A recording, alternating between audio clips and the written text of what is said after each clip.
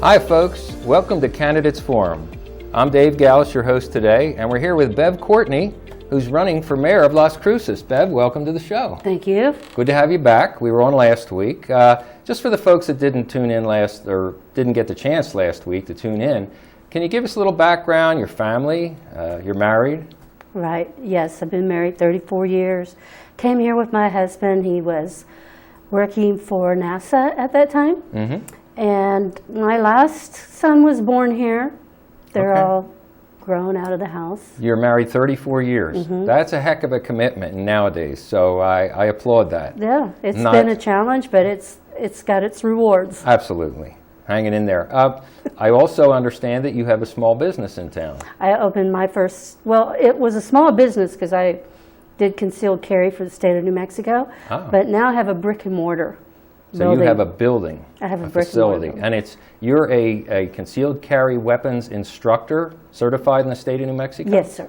Okay, and I've heard that you have a gun that's a simulated weapon that feels just like the real thing, and you offer people a chance to handle the weapon and to really get used to what it feels like to have a gun? Yes, and I was thinking, since you're kind of interested in it, I would bring it in an upcoming show and teach you the 4 basic safety rules. There you go, folks. We're going to get training. Okay, so make sure you come back, maybe next week or whatever it is, but Bev's going to bring in her prop, which is not a real gun, so it's safe. I won't be shot on TV, and you'll give us some training. Yeah, safety is a good thing for everybody to know, whether you own a gun or you don't. Sure. What happens if you're in a situation where a policeman is just shot and his gun's laying there on the street, and you have the opportunity to take out the bad guy or protect your family? Wouldn't you want to know how to handle a gun? I would.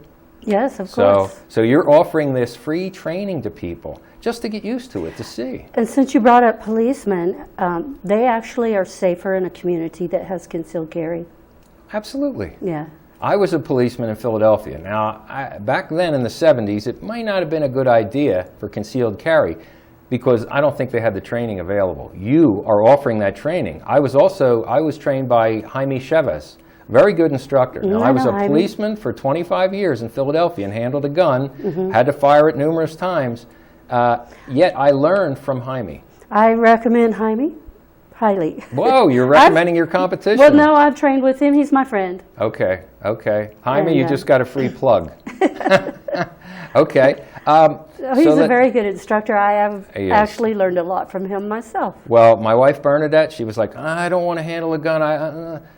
But when I got her to go, he was very, what would you say, informative. I learned a lot. And Bernadette was so relaxed. She does very well with the gun now, and she feels very comfortable with it. So I'm glad if we had more citizens that were armed, backing up the police department, protecting their own families, we'd be better off. You wouldn't have that many people killed in El Paso.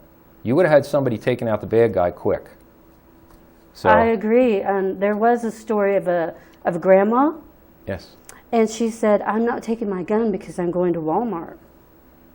Well, there you go. But would she have been able to handle it? You wouldn't think that maybe she would, but maybe she could have. Well, I know that there were policemen inside Walmart that didn't take their weapons with them because they respected Walmart's rules of not bringing a firearm in. But what could have happened if they did have their firearms? These are trained professionals that could have taken this guy out. Well, I'm glad Walmart's not going to sell ammo. Really? Because it'll give the other smaller businesses like yourself. Yeah. Well, you don't sell ammunition, I don't sell ammo. don't think. Okay, but you sell accessories. I do know the gun shop owners. Okay. And, it's not easy. No, I understand. But an armed citizenry, as far as I'm concerned, is a safe citizenry. I had a fellow on my podcast, Franz Persson. He's from Switzerland. Everybody has to handle a firearm. Everybody is inducted into the military. It's a civilian militia.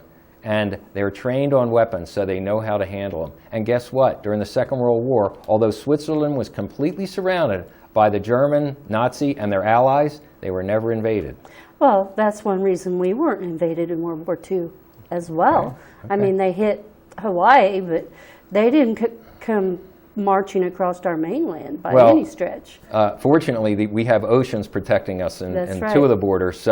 But Switzerland had no protection. Not even the Alps could protect them because they had allies always surrounding them completely. So Yeah, anyway, good for you. well, let's see. Now, as far as city council goes, we have the third highest poverty rate in the state and the third lowest per capita income in the state. That's unbelievable. That's right. In Las Cruces. Can city council do anything about that? What would you suggest? Well, I'm suggesting that they are not even interested in doing anything about it, which that should be one of their priorities. Certainly. They're the ones that work with small businesses.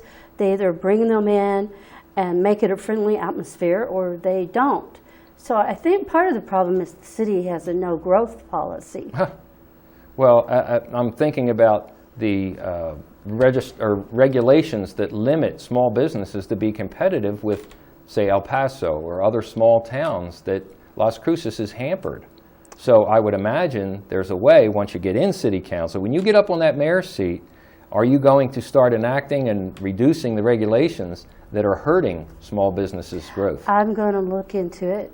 Okay. For sure. Okay. And I'm going to go and see if I can't also increase the morale of the workers. Sure, sure. So that it's an environment where you have the freedom to make, smaller decisions and to work with the people in the community. Okay. I know there's a lot of really smart business people out in Las Cruces, and nobody can know everything. I mean, if I was running for mayor, I don't know how to be a mayor, but if I was wise enough to identify the successful business owners in Las Cruces, they would be the people I would tap into and say, what's working, what's not working. So. And I will definitely do that, and I have talked to some of the business owners, and they're pretty unhappy because instead of the city serving them, they feel more like they're harassed. And why?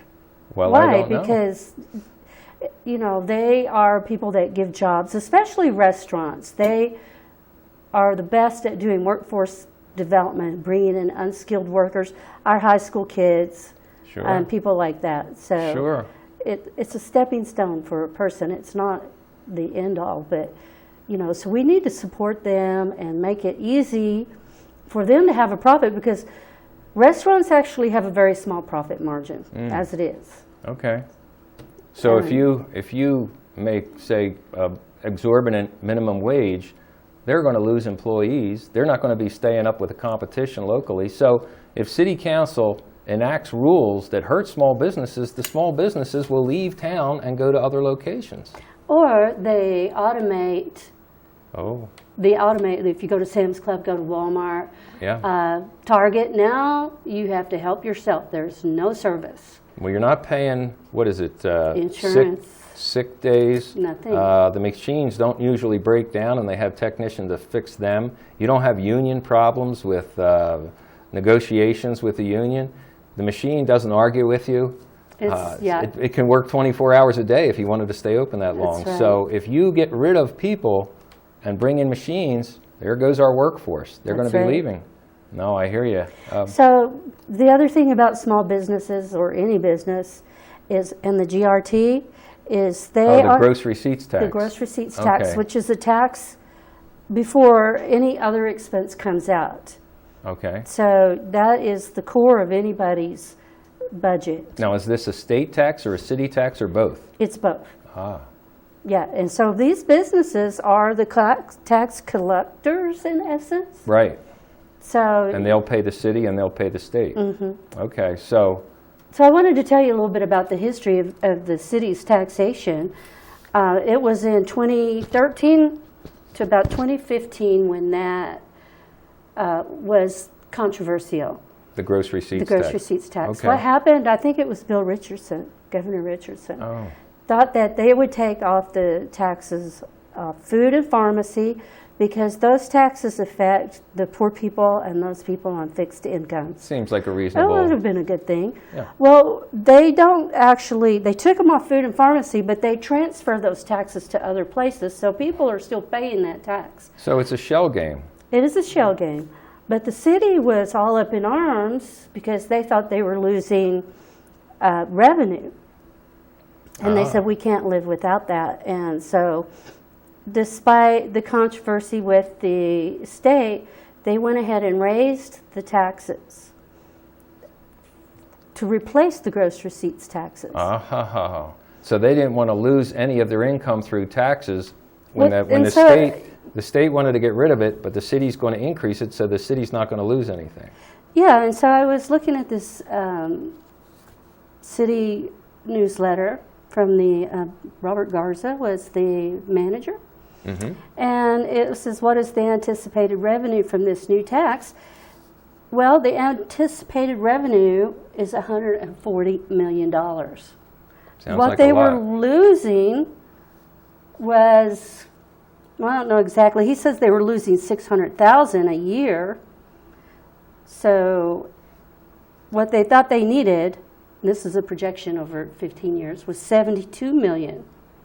Sounds like a lot. It sounds like they're saying we're going to take care of you over here and then giving you a punch over here. Well, so you're exactly. Not gaining. They said we're losing this amount of money, so they wanted to recover that money, but they didn't just recover it, they doubled it.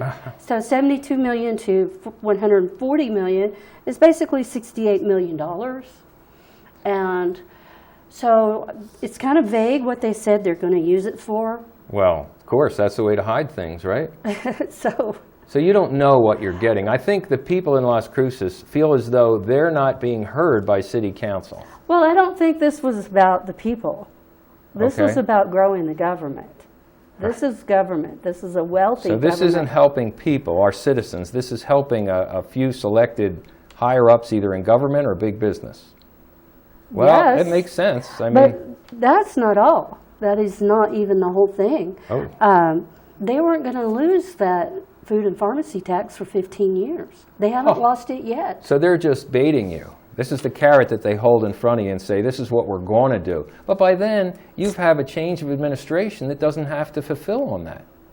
Right. Well, you could actually look at it at triple taxes. And then they had a controversy at the same time with the county, because the county also raised taxes at the same time. I was there at the county meeting when the city council came in, and it was an unfriendly exchange. The city council came in on the county commissioners' meetings? Yes. Aha. And the county raised taxes anyway, so I would say we got quadruple taxation.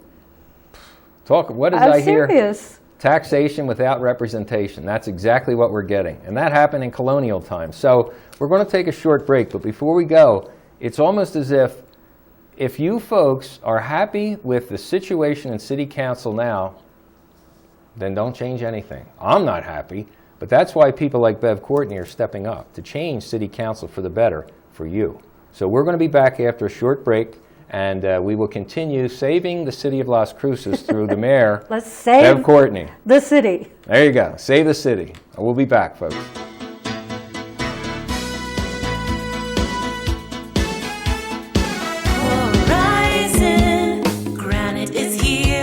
Horizon Granite is here. We'll come to you to customize your kitchen and bathroom with beautiful countertops and cabinets. Find out more at horizongranite.com. Call us at 575-650-3180. Horizon Granite is here. It's here. Make yourself a beautiful home.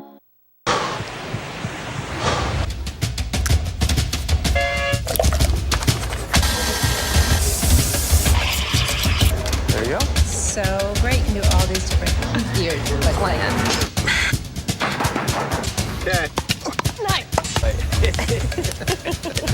Guys, not all.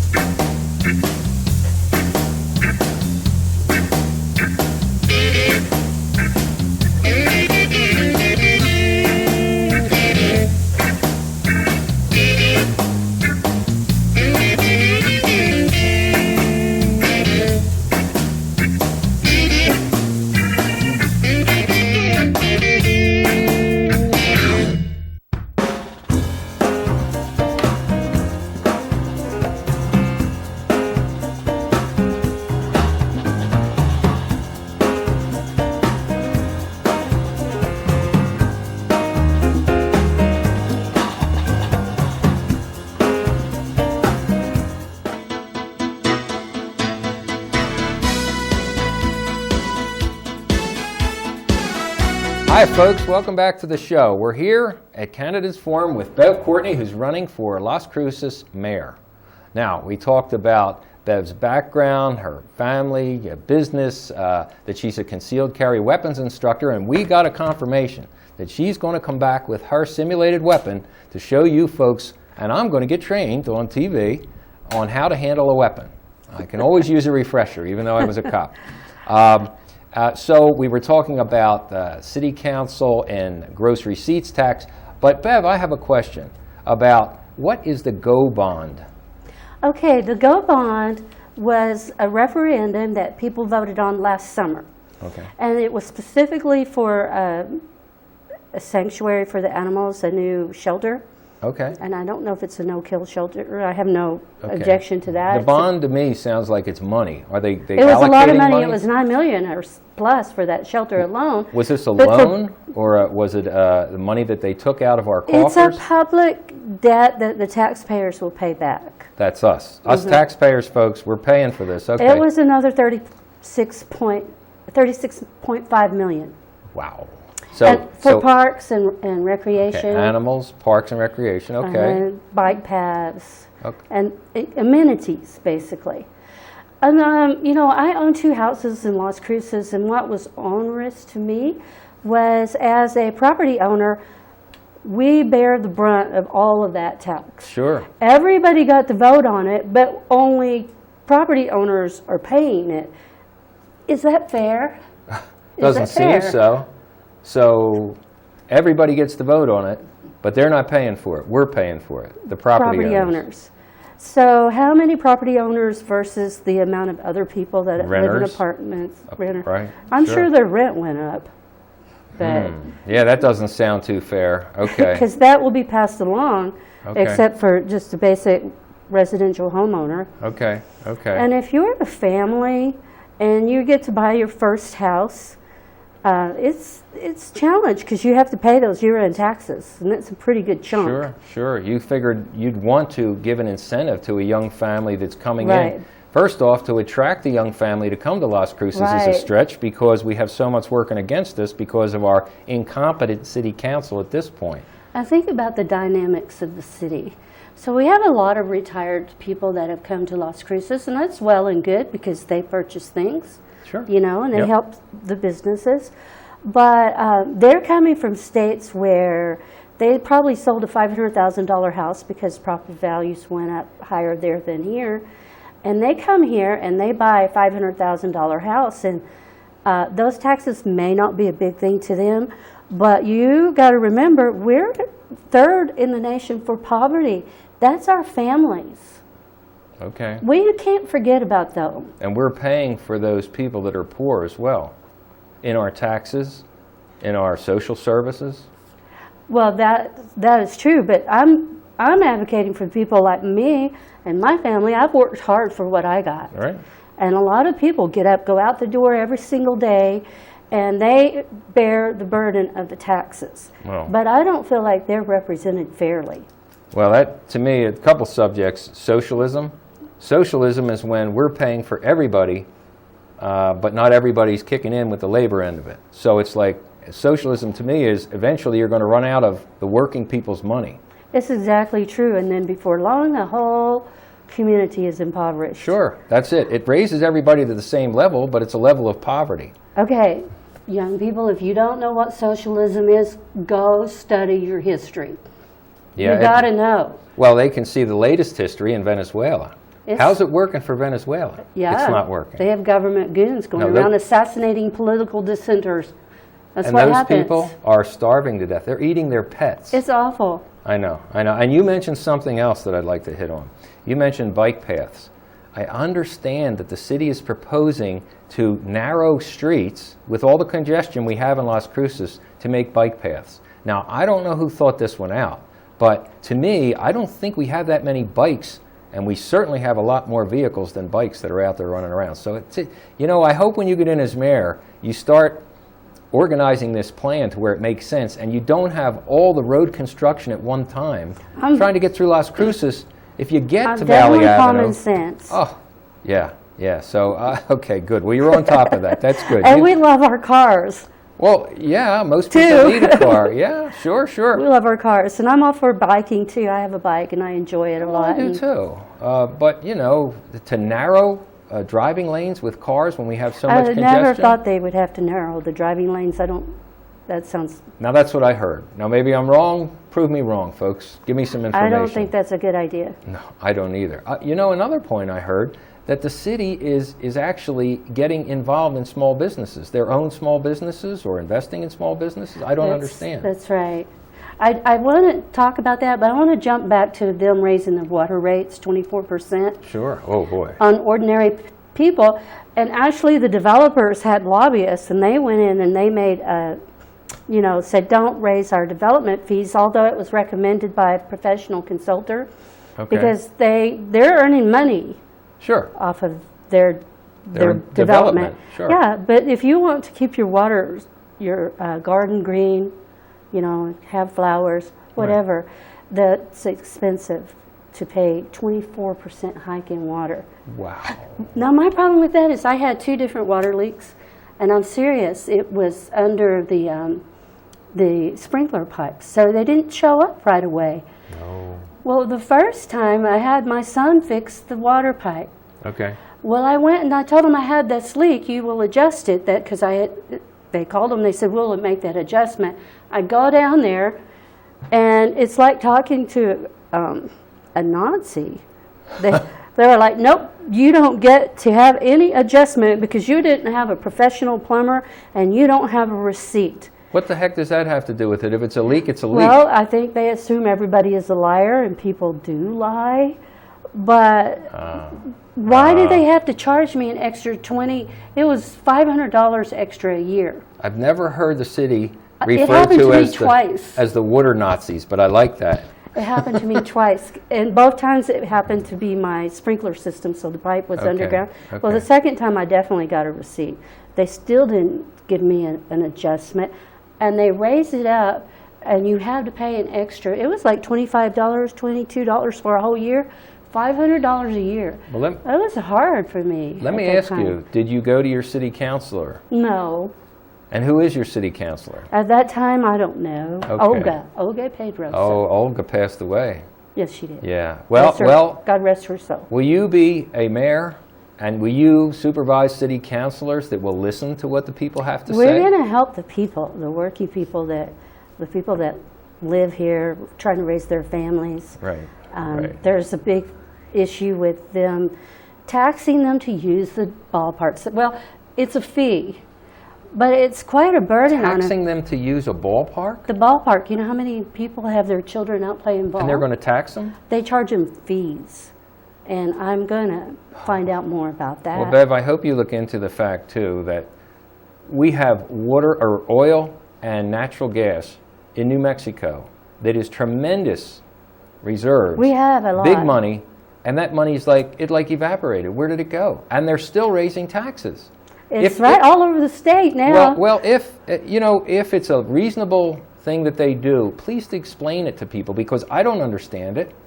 I mean, and if it's a lie, then we should be able to ferret out that lie instead of... Yeah, and I don't understand it, but I can listen to people and go dig around and find out what's going on. Good. Find out from the experts, yes. Real experts. Yes, of course. Okay, I hear you. So back to this. What were you asking me then? The GO bond. Did we touch on We did that, yes. Okay. Let's see. Your small businesses, competition. Oh, the city getting involved and competing with small businesses. That's right. How does that work? It's a good question. It doesn't work. I'm kind of worried about it because we have businesses closing up shop. I mean, there's been like 40 that have left in recent history. Right. And so the city has made a shopping center on Amador. The city owns the shopping center? And when they started building that, Main Street looked like a ghost town. It sounds like the city wants to make money instead of allowing the free market enterprise system to take over and do what they do best, which is competition. Mm-hmm. They built if the city's going to regulate what goes on as far as permits and things like that, they're competing against small businesses, and it's a monopoly if it's the city running it. We can't have that. They built a whole housing development Mesa Verde. Okay. They built a hotel by the university. They own a lot of property. They're competing with small businesses that should be employing a lot of employees, competing with, if you have open market, free market competition, you have the best product at the cheapest price. So they, I heard that they have just recently added 60 new positions in the city employees. You What? know? 60. So they're going to be the largest employer, the largest business owner, you know. Oh my gosh. The largest. This sounds like the way our federal government's running.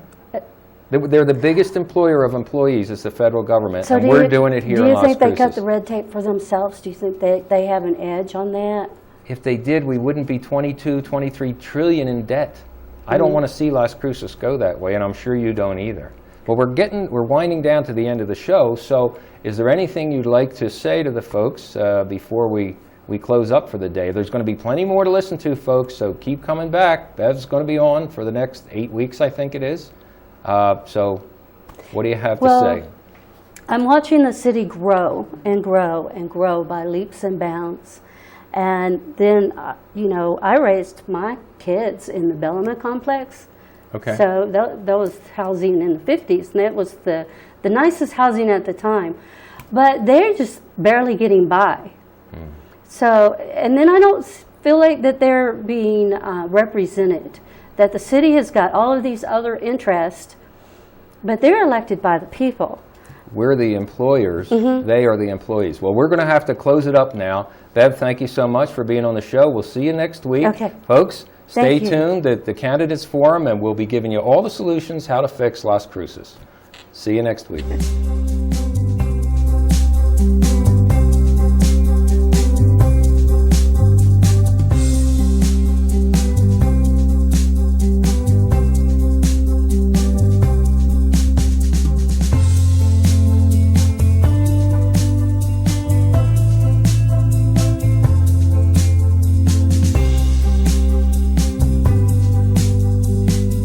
I'm Bev Courtney, and I approve this message. Carol Cooper, Treasurer.